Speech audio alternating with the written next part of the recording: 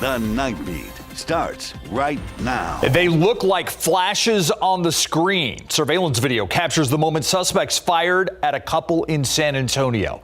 The effort to get those armed suspects off the street coming up. Also, we are going inside that cave tonight, and the goal there is to protect your drinking water. And we're going to show you how that's being done. But first. So we often speak about the help that's available for victims of domestic violence in San Antonio, but we have to ask, what about the rural areas just outside the city? The reason we're talking about that is because tonight, neighbors held a vigil for a woman named Melissa Escobar.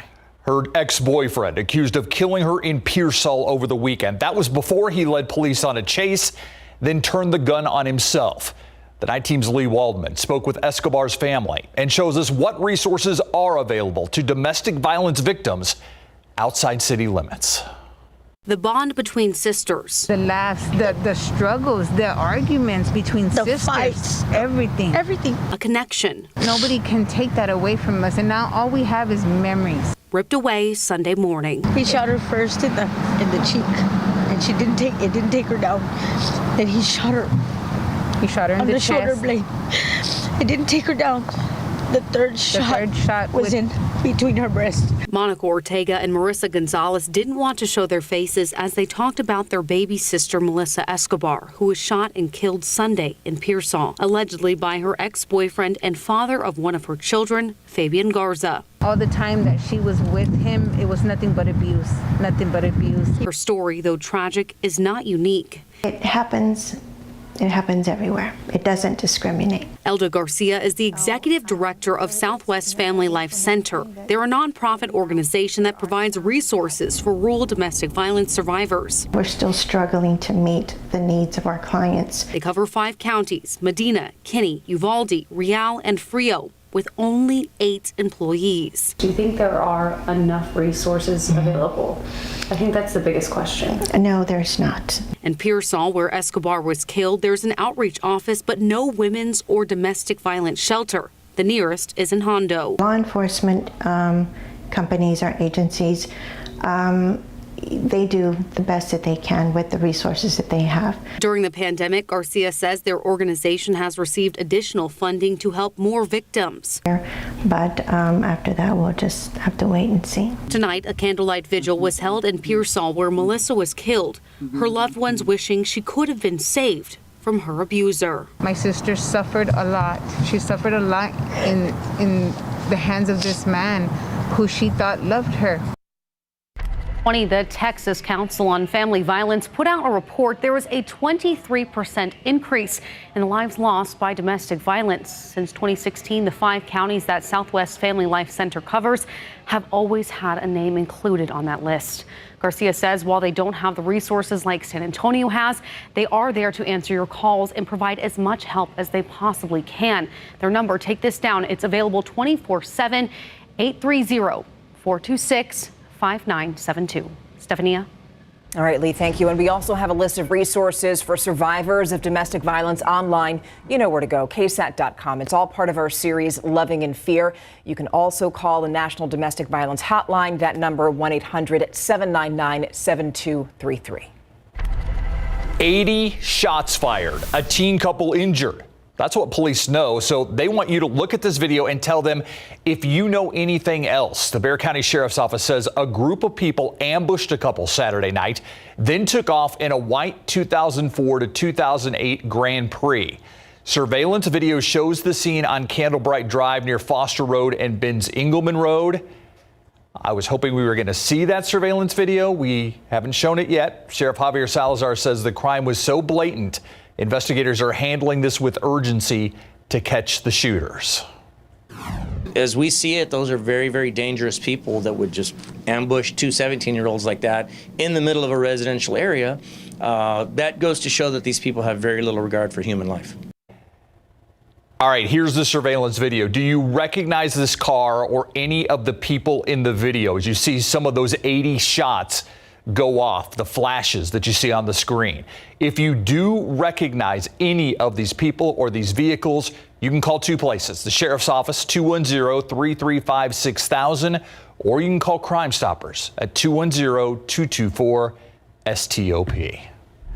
Now, one San Antonio woman is going to jail for stealing from the place that you would least expect, a church. Police say that Lavelle Wilson stole $660,000 from the New Creation Christian Fellowship Church in Windcrest. Investigators say that she worked there and admitted that she had been taking the money since 2014. And they say that she used it to go to Hawaii to shop and eat at fancy restaurants. And now she's going to serve 7 years in prison. Now, speaking of thefts, neighbors say that a group of people are stealing from their cars. And in one case, someone took off with an SUV. All of this happened in a community called Summit at Alamo Ranch. It's gated, but that did not keep the suspects out, especially after that gate malfunctioned and stayed open early yesterday morning. Surveillance footage shows several people going from vehicle to vehicle, checking for unlocked doors. They stole, everything from lanyards and like keys to offices, people's garage door openers. They stole just everything. This is Texas. People have weapons.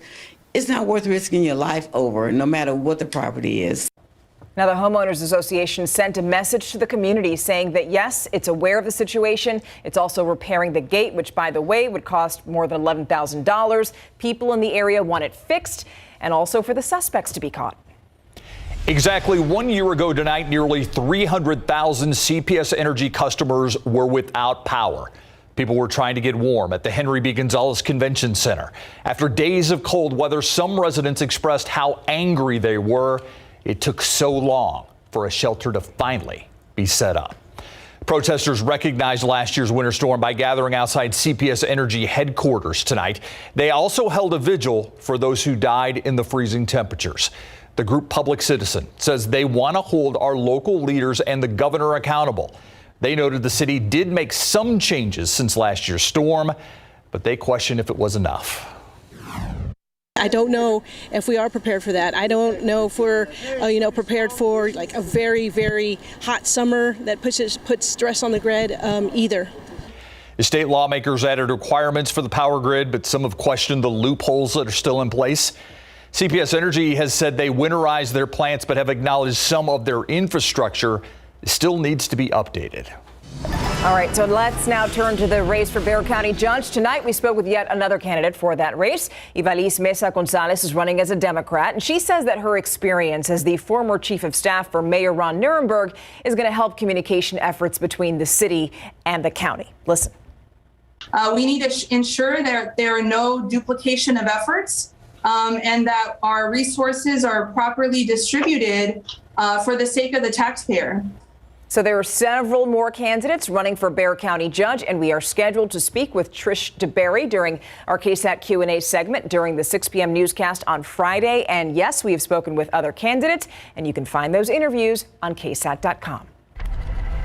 Now, tomorrow, City Council is going to vote on something that pretty much affects all of us. It involves noise from construction sites. Leaders are considering a proposal that would allow most construction projects from 7 a.m. to 7 p.m. And the reason that we say most is because, yes, the measure would allow for some exceptions, but in those cases, the neighbors would be notified.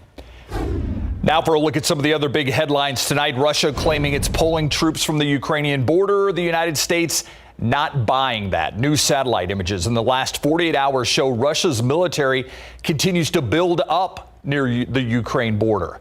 A senior Biden administration official says as many as 7,000 more Russian troops have arrived.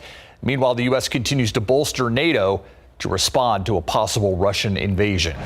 Here at home, drugs, cash, guns, and that's not all Bexar County deputies found on the city's south side. Investigators say they also found dozens of 8-liner machines and stolen cars at a property on Loop 410 and the Poteet-Jordanton Freeway near that area. 5 people were taken into custody. The property there listed as an auto service business. And South San ISD still facing troubles. We told you about an open mic that caught a conversation about contracts and hirings. That led to the school district suspending a superintendent, naming an interim superintendent. Months later, the school board still can't seem to get on track. It was a full house for today's meeting, but it was canceled because not enough trustees bothered to show up. This is the 5th time it's happened, leaving business on hold for now. And that's a look at your Nightbeat News Flash. It was a warm day today. We actually made it up to 80 degrees here in San Antonio, and tomorrow's going to be another warm day. Actually, all night tonight, unseasonably warm, just coasting in the 60s and near 60 in the morning. Breezy again tomorrow, and much drier air as well. I'll let you know what that means in terms of fire risk, and then cooler as we get into Friday. Another cold front is just around the corner. We'll see you in a bit to chat about it. Thank you, Adam. Still ahead on the Nightbeat, we are going underground, where a carefully coordinated operation taking place. Our crews give us a look at the cave cleanup and how it helps keep our water protected. And yes, my friends, prices are up, so is spending. So experts are sharing some tips and also some myths when it comes to your credit score. And that is next on the Nightbeat.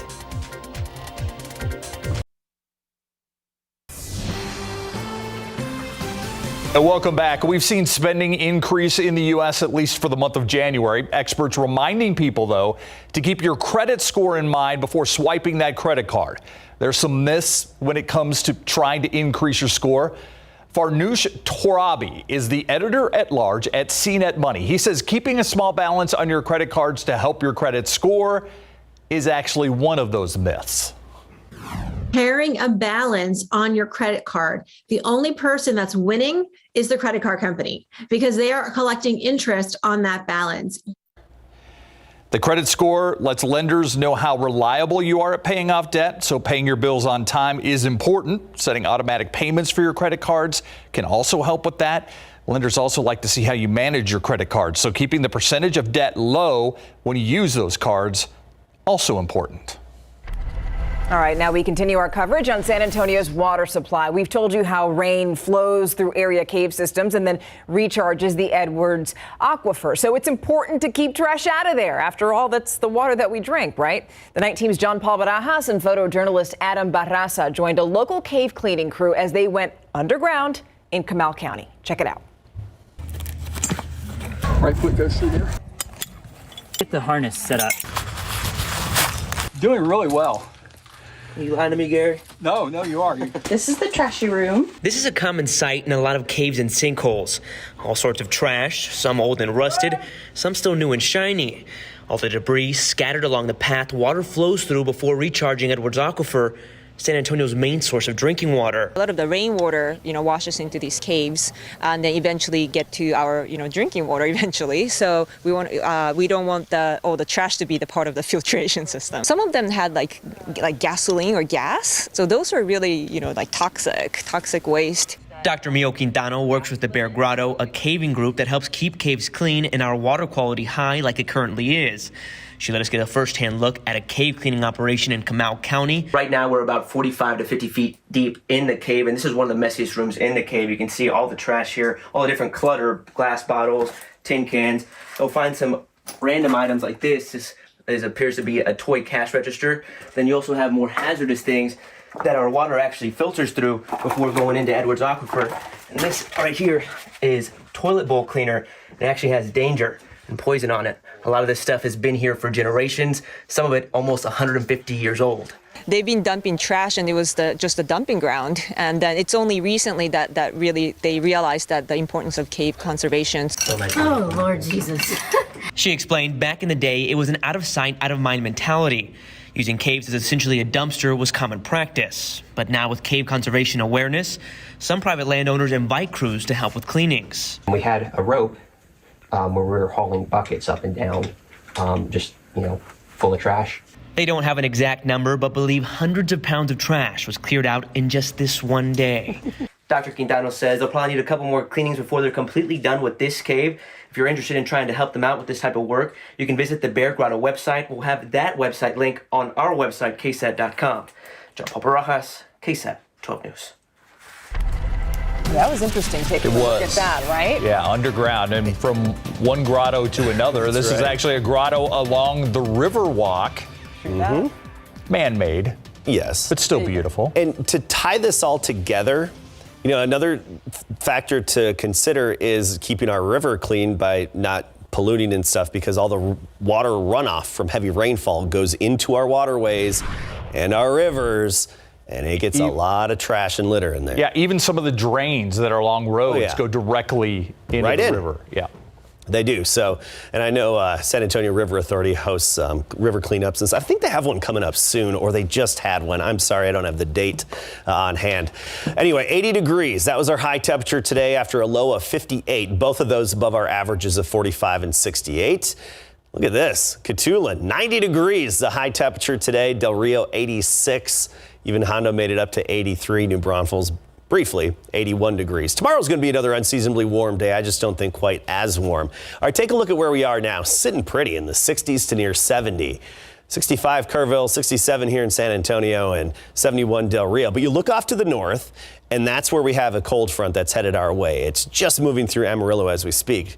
Their temperature down to 48. Meanwhile, nearby Lubbock at 68. The core of the cold air temperatures down in the single digits across the Dakotas and northern Minnesota. So we'll just get clipped by the edge of that cold air. We're not going to get hit by the core of the cold air. So tomorrow, still well into the 70s, right near 80. By Friday, most of the afternoon will be spent in the 50s, briefly right near 60 degrees. And then this weekend, we rebound nicely into the 60s. And if you like the 80s this time of year, Tuesday, I think we'll be back there in the lower 80s. I also want to talk about dew points. You felt a little hint of humidity in the air today. You still have it outside right now with that stout southeasterly breeze that's been coming off the Gulf of Mexico. So dew points low to mid 60s.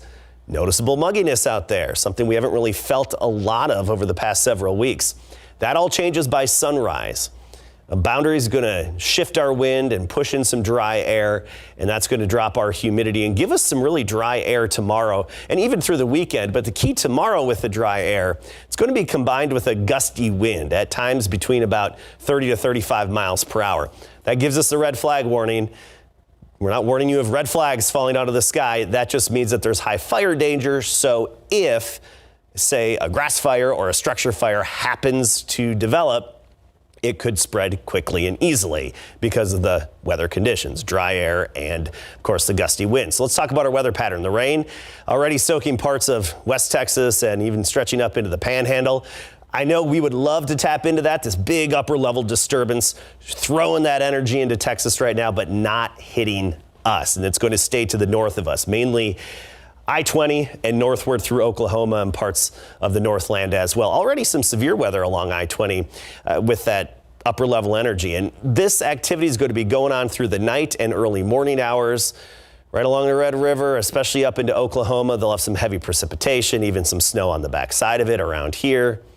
I think a little bit of drizzle tonight periodically and maybe an isolated sprinkle. That's about it, unfortunately. 59 tomorrow morning, 78 by the afternoon, about 81 Cotulla and Pleasanton, but staying in the 60s in the hill country.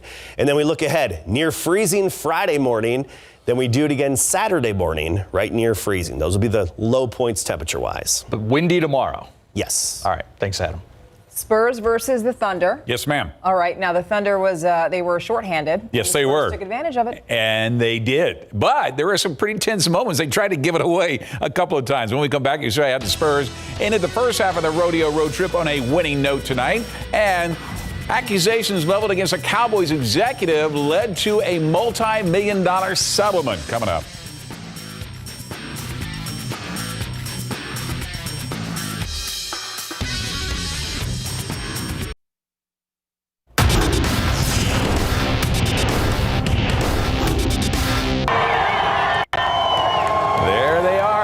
Get their own Super Bowl celebration parade today in Los Angeles in Big Board Sports. But first, Spurs in Oklahoma City taking on the Thunder in their last game before 9 days off of the All-Star break. Spurs off to a slow start, but found their touch, scoring 24 points in the final 7 minutes. In the first, Keita Bates-Diop finds Lonnie Walker the four behind the arc. He lets it fly for the three. Devin Vassell from the corner connects on his three, and the Spurs have their first double-digit lead. The Thunder take the lead back, but not for long. Vassell sparks a 10-0 Spurs run with his three plus the foul. And a little later, Spurs put together a 12-0 run, and the three of those 12 are from new Spur Josh Richardson, knocking down his first shot as a Spurs, 73-58, Spurs at the half. Second half, Keldon Johnson gets into the paint, kicks it out to Doug McDermott in the corner for the three. Spurs up 15, but go cold late in the third quarter, only scoring 3 baskets in the last 7 minutes and 42 seconds and only 16 points in all of the third. The Thunder cut that lead down to 8 going to the fourth quarter. Johnson gets in the lane again, and this time he finishes with the and one. He had 22 tonight. Jakob Poeltl had 20, and this bucket puts the Spurs up 16. Spurs had 6 players with at least 15 points as they head into into the All-Star break with a win, 114-106. We got out on them in the first half. Second half was a grind, but you could tell everybody wanted it. We knew we was going to break, and we knew we wanted to go on break on a high note. So we knew we had to take care of business and just keep our foot on the gas. All right, Spurs don't play again until after the All-Star break on February the 25th in Washington. Pro football coverage, powered by Davis Law Firm. We are now hearing new information regarding the immediate retirement of Cowboys Senior Vice President of Communications and Public Relations, Rich Dalrymple, earlier this month. He had been accused of voyeurism by 4 members of the Dallas Cowboys cheerleading team in 2015 that resulted in a near $2.5 million settlement. According to ESPN, one of the cheerleaders identified Dalrymple as standing behind a partial wall with a cell phone pointed in their direction while they were changing their clothes after performing during the Cowboys kickoff luncheon in 2015. A Cowboys fan also claimed he saw Dalrymple taking upskirt photos of Jerry Jones' daughter, Charlotte Jones Anderson, while watching a live stream of the Cowboys War Room during the 2015 draft. Dalrymple issued a statement in which he said, in part, "I understand the very serious nature of these claims and do not take them lightly. The accusations are, however, false." Bengals quarterback Joe Burrow suffered a sprain of the medial collateral ligament in his right knee during Super Bowl 56. That will not require surgery. That's according to his head coach, Zach Taylor. The injury occurred when Burrow was sacked for the 7th time in Cincinnati's 23-20 loss to the Los Angeles Rams this past Sunday. Who could forget the look of pain on his face when he went down? He would limp off under his own power, but returned to finish the game. And on the count of 3, say world champs. 1, 2, 3, world champs! The Los Angeles Rams got their day in the sun today after winning Super Bowl 56 in Los Angeles at SoFi Stadium. That's when they beat the Cincinnati Bengals 23-20 to cap off one of the most exciting postseasons in NFL history. One of the big moments of the super celebration occurred at the end of the parade. That's when defensive star Aaron Donald was asked if he would like to run it back, keeping the Super Bowl champs together for one more season. That's when head coach Sean McVay jumped in with his encouragement. Sean McVay just tapped me on the shoulder. He wanted to know if you were interested in running it back. Run it back! Run it back! We built a super team. We can bring the super team back. Why not run it back? We can be world champions. I think he's happy. Bull riding is coming up next.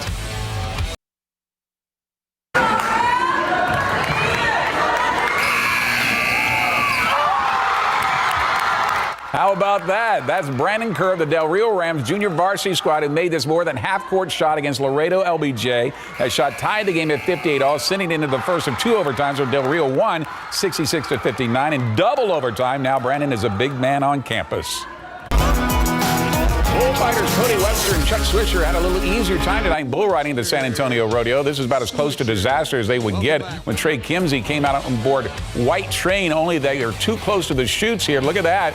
And it usually spells trouble, but thanks to the work of Cody and Chuck to distract the bull after Trey is thrown, wow, nothing severe. We thought Garrett Smith had given us the ride of the night on board Big Dog as a second competitor, but the reigning bull riding champion of the San Antonio Rodeo from last year, Stetson Wright, topped Garrett's 86.5. with his ride on Moses with an 87.5. I don't know how those guys hang on that long. Holy Moses. Congratulations to everybody tonight. Exactly.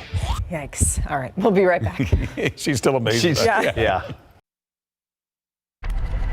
All right. We want you to check this out here. It's called the De Beers Cullinan Blue Diamond, and it's the biggest vivid blue diamond. Really pretty. Sotheby's says it could sell for at least, listen to this, $48 million. What? The 15.1 carat gem is expected to be placed for auction at Sotheby's Hong Kong Luxury Week in April. I'm busy then. Yeah. Aw. Yeah. Too bad. Yeah, you know.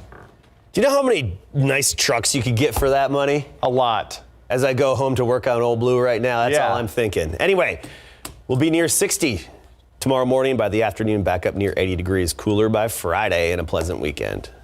All right. Thank you so much for joining us tonight. Have a lovely night. We'll see you tomorrow. Good luck with Old Blue.